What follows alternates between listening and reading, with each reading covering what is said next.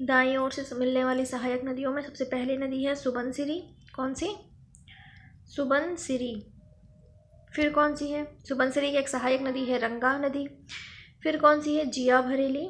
जिया भरेली। जिया भरेली की एक सहायक नदी है जो है कामेंग। कौन सी? कामेंग। उसके बाद है पुथीमारी। पुथीमारी। उसके बाद है मानस। कौन सी? मानस। मानस की एक सहायक नदी है संकोश। कौन सी? संकोश। ठीक है। जो संकोश नदी है वो बांग्लादेश और असम के बीच सीमा बनाती है।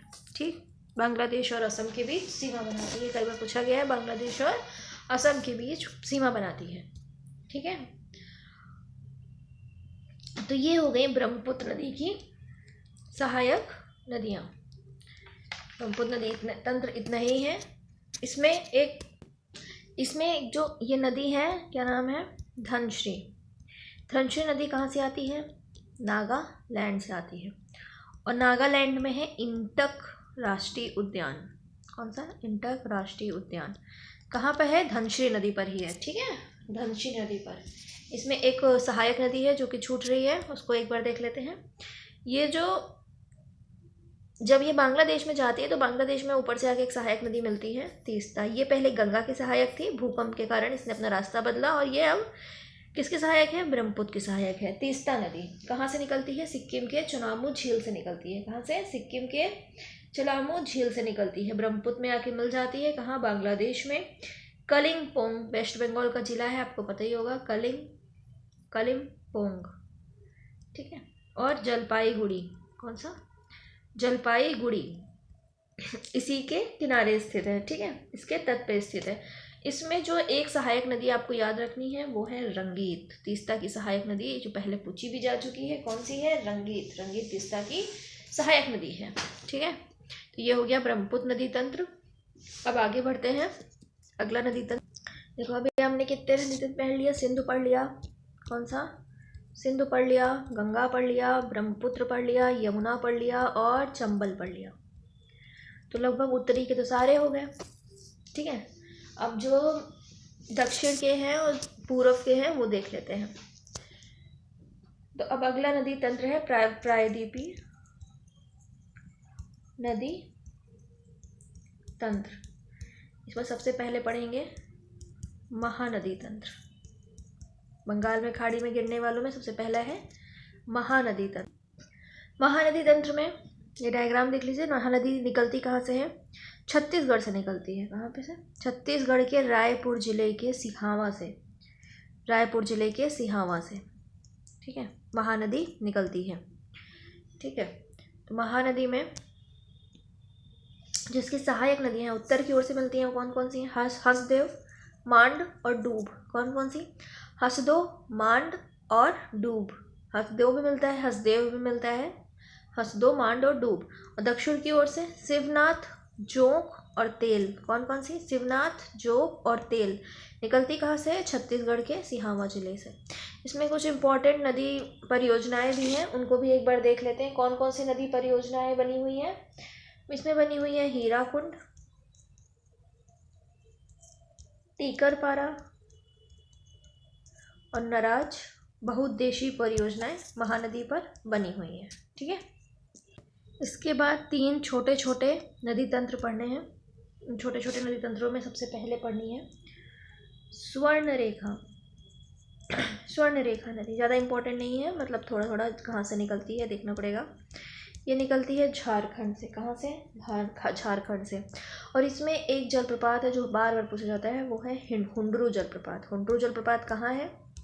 वो है स्वर्णरेखा नदी पर। ठीक है, अब अगली एक पढ़नी है वैतरणी। कौन सी? वैतरणी।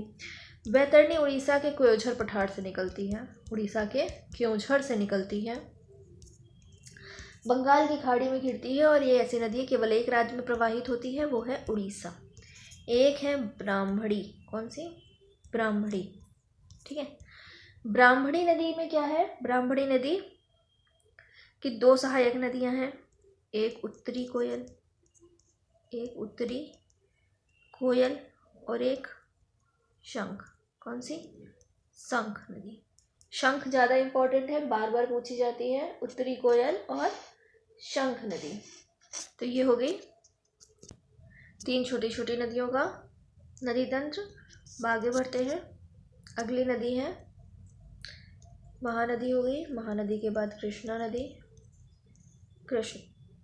महानदी के बाद गोदावरी पहले देख लेते हैं। गोदावरी नदी तंत्र, गोदावरी नदी तंत्र,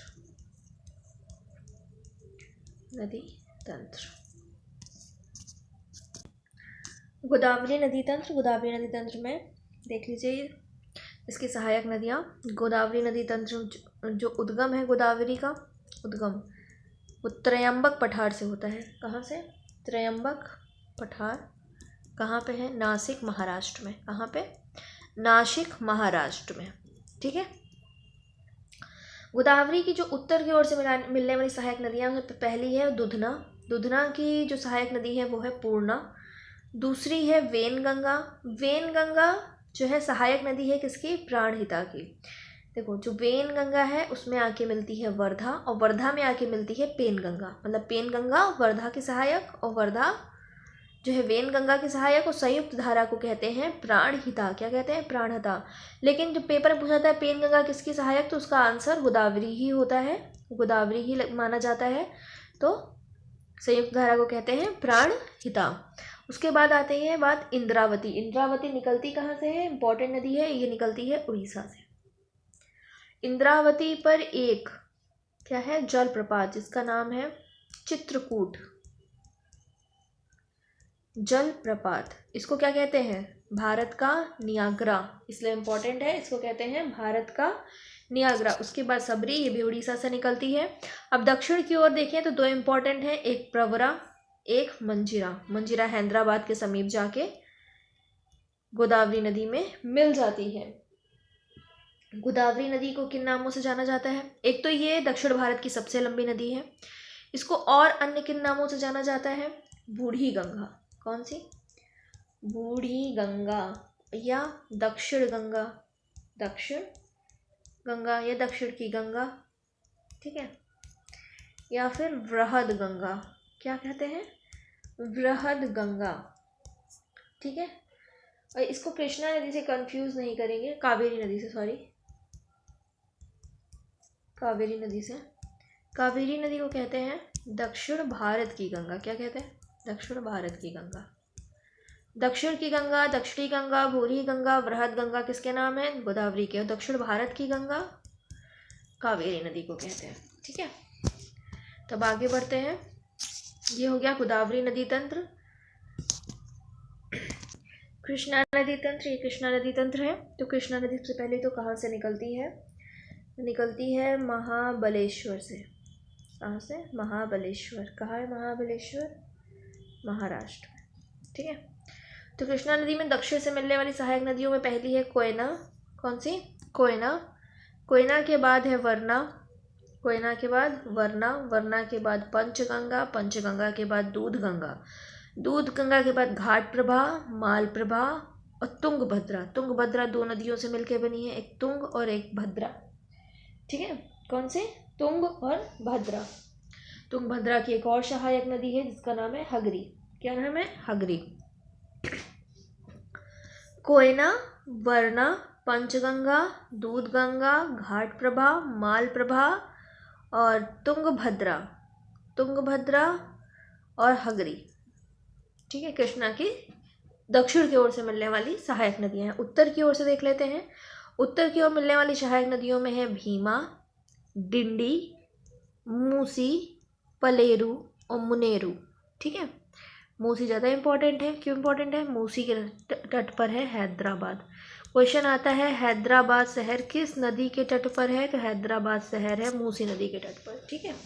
तो इतना याद रखेंगे। दक्षिण की ओर से मिलने वाली में भीमा, डिंडी, मूसी, पलेरू, मुनेरू। उत्तर की ओर से मिलने वालों में, दक्षिण की ओर से मिलने वालों में कोयना, वरना, पंचगंगा, दूधगंगा, घाट प्रभा, माल प्रभा, तुंगभद्रा और तुंगभद्रा की सहायक हंगरी। तो ये हो गया कृष्णा नदी तंत्र। तो अब आगे की नदियाँ दो थोड़ी बची हुई हैं। कृष्णा के बाद बची हुई है कावेरी। कावेरी नदी तंत्र, उसके बाद अरब सागर में गिरने वाली नदियों का कुछ नदी तंत्र बचा हुआ है, तो कल की वीडियो में से कंप्लीट कर लेंगे। तब तक जय हिंद। और लाइक शेयर करें, लाइक शेयर एंड सब्सक्राइब करें, शेयर ज़रूर करें। Thank you.